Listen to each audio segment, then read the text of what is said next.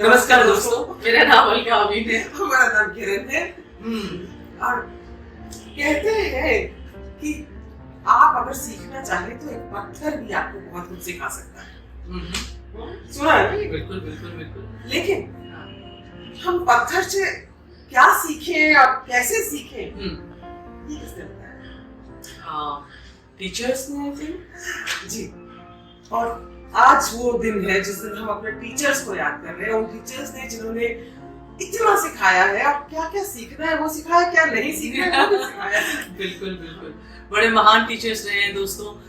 जो पूरा सफर रहा है जिंदगी का, उसमें बहुत सारे टीचर्स मिले, स्कूल, कॉलेज, एग्जैक्टली बहुत सारी यादें हैं। बिल्कुल। लेकिन चूंकि हम एक्टर्स हैं और प्रोफेशनली हम लोग जहाँ पर आज हैं, इंसानी तौर पे हम आज जहाँ पर हैं, तो हम इसमें अपना बहुत बड़ा योगदान मानते हैं अपने थिएटर के टीचर्स का। करेक्ट। और आज हम उनके बारे में बात करने जा रहे हैं। हाँ, थिएटर के टीचर्स, वो टीचर्स जिन्होंने हमें जिंदगी को देखना सिखाया, समझना सिखाया, और जो कुछ सिखाया उसने हमें अपनी निजी जिंदगी में कितना लाभ दिया, हमें आज जो हमें वैसा बनाया शायद।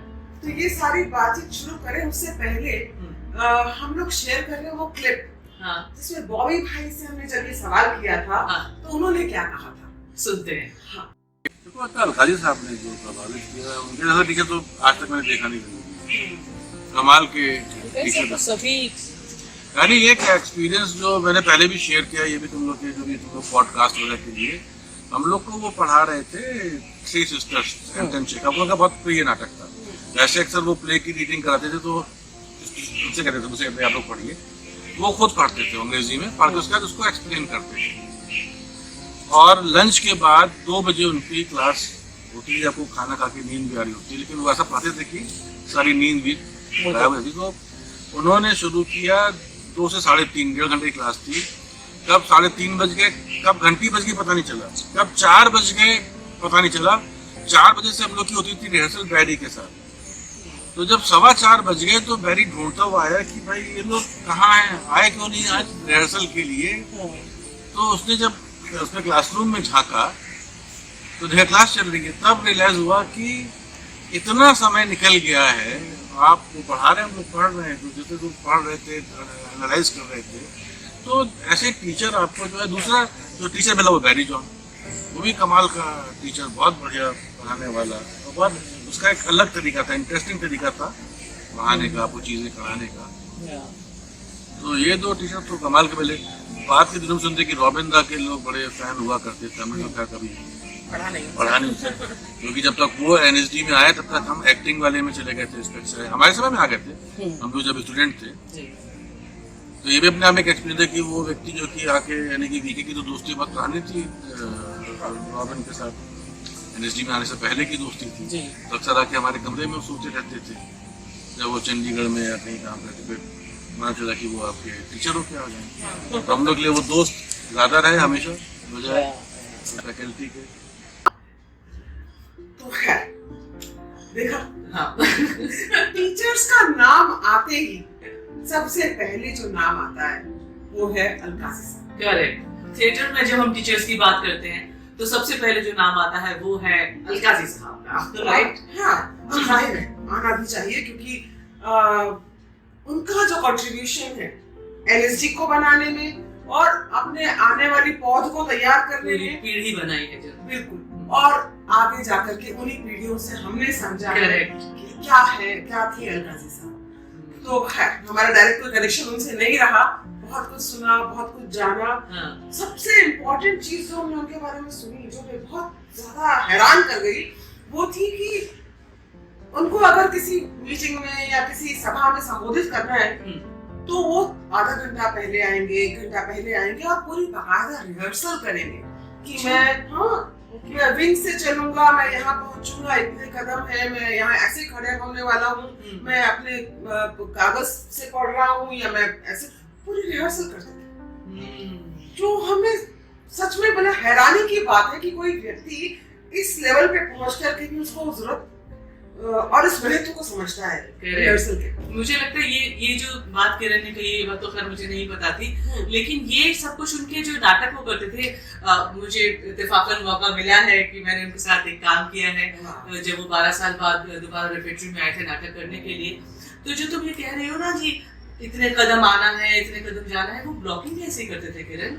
वो आप 3.5 कदम चलेंगे, आपका घुटना 60 डिग्री पे मुड़ेगा, फिर आपकी बॉडी 40 डिग्री पे, मतलब इस तरह से ब्लॉक करते थे यार। हालत मतलब आपको लगता था कितना प्रिसीजन है यार, प्रिसीजन बेसिकली, है ना? क्या बात है यार, मतलब ही न्यू एग्जैक्टली कि वो उनको क्या चाहिए। और हम मतलब ऑब्वियसली सुनने वाले उसको फॉलो करते होंगे। बिल्कुल बिल्कुल सब फॉलो करते थे। एक इंसान मैंने देखा था जिसको जिसने फॉलो नहीं किया। ये बड़ी इंटरेस्टिंग बात है। अलकाई साहब जब आए और नाटक कर रहे थे दिन के अंधेरे, हाउस ऑफ बरनाना एल्वा नाम का नाटक है जिसको हम हिंदी में कर रहे थे दिन के अंधेरे, तो उसका जो एक ओपनिंग शो था उसमें उस शो को करने के लिए जोहरा सहगल जी को इनवाइट किया गया था। तो she was a invitee performer for the show. तो जाहिर है वो रिहर्सल करने आती थी। तो अलकाई साहब ने उनसे कहा कि जोहरा तुम यहाँ से 3.5 कदम चलो और उसके बाद तुमको 40 डिग्री पे टर्न होना है। जोहरा जी मैं नहीं चलूंगी ऐसे, मुझे सिखा मत, मुझे पता है मुझे क्या करना है। मतलब मैंने पहला इंसान देखा था जो दोस्तों की तरह अलकाजी साहब से एकदम लड़ गया, भिड़ गया।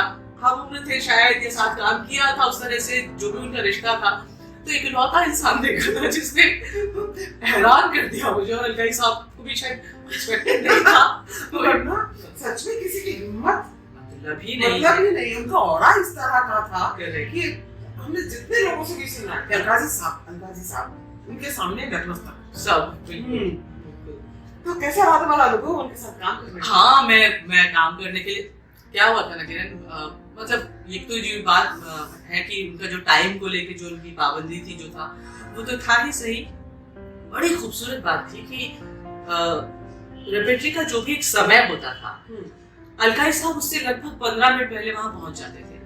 और जितने भी एम्प्लॉयज आ रहे हैं इस रेपेट्री में उन सबको खड़े होके नमस्ते, गुड मॉर्निंग, कैसे हैं आप, कैसा रहा आपका दिन, कैसी रही आपकी रात, इस तरह के सवाल पूछते थे। परिवार कैसा है, तो सब लोगों को बहुत अपनापन महसूस होता था, जाहिर है सब लोग आते थे। तो खैर एक बार क्या हुआ कि दिन के अंधेरे में मेन लीड जो महिला कर रही थी उस नाटक में, तो वो आई और वो बहुत प्यारी सी स्माइल लेके वो पहुंची वहां पे। जाहिर है मेन लीड कर रही है, ब्राइट एकदम। अलकाई साहब उनसे मिले, नमस्ते, कैसी हैं आप? जी सर मैं अच्छी हूँ।